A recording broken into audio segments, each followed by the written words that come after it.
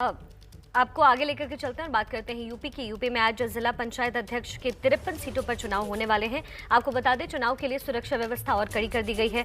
सभी मतदान केंद्रों पर सीसीटीवी फुटेज भी लगाए गए हैं। आपको बता दें कि कुल 75 में से 22 सीटों पर अध्यक्ष निर्विरोध चुन लिए गए हैं, जिनमें से 21 बीजेपी और 1 सीट समाजवादी पार्टी के खाते में गई है। अब बीजेपी का दावा यह है कि वो आज की 53 में से 44 सीटों पर जीत हासिल करेगी। इस चुनाव को 2022 में होने वाले विधानसभा चुनाव से पहले का सेमीफाइनल कहा जा रहा है। तो आज यूपी के लिए भी बड़ा दिन। यूपी में पंचायत चुनाव का ये दिन और 53 सीटों पर आज चुनाव लड़े जाएंगे। इससे पहले आपको बता दें, 75 जिले में 75 अध्यक्ष चुने जाएंगे और 22 का चुनाव जो है वो हो चुका है, जिसमें 21 सीटें बीजेपी के खाते में और 1 सपा के। हमारे साथ ताजा जानकारी लिए रणवीर इस वक्त जुड़ रहे हैं। रणवीर, ये पूरी तरीके से कांटे की टक्कर नजर आ रही है बीजेपी में और सपा में। देखिए, भारतीय जनता पार्टी और सपा की ही ज़्यादातर लड़ाई है और अभी तक जो 22 सीटें निर्विरोध निर्वाचित हुए हैं उनमें 21 पर भाजपा जीत चुकी है।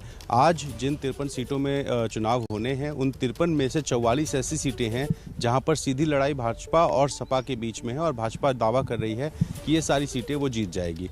ये चुनाव सेमीफाइनल ज़रूर कहा जाता है। इसका सरकार से सरकार पर कोई फ़र्क नहीं पड़ता है, लेकिन आपको बताएं कि अगले साल शुरुआत में विधानसभा के चुनाव होने और उस चुनाव से पहले सरकार ये संदेश देने की कोशिश करेगी कि जो माहौल है वो उसके पक्ष में है और इसी वजह से जो जिला पंचायत के सदस्य चुनकर आए हैं वो सदस्य अपने जो अध्यक्ष चुनेंगे आज, वो अध्यक्ष जिसको भी जिताएंगे वो एक संदेश लेकर लोगों के बीच में जाएगा। खास तौर पे भाजपा की बात करें तो भाजपा को कहा जाता था कि शहरों की पार्टी है।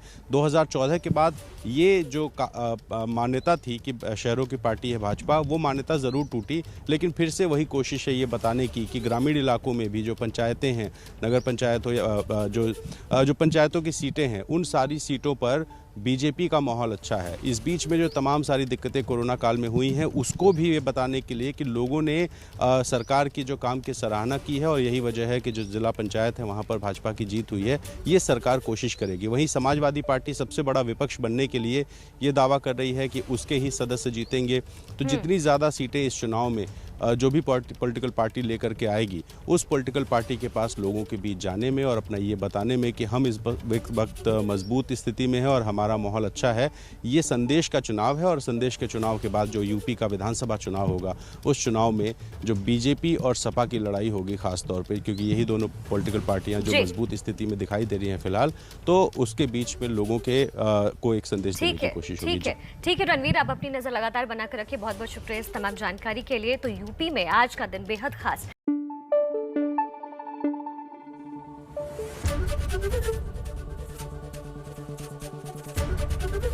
एबीपी न्यूज आपको रखे आगे।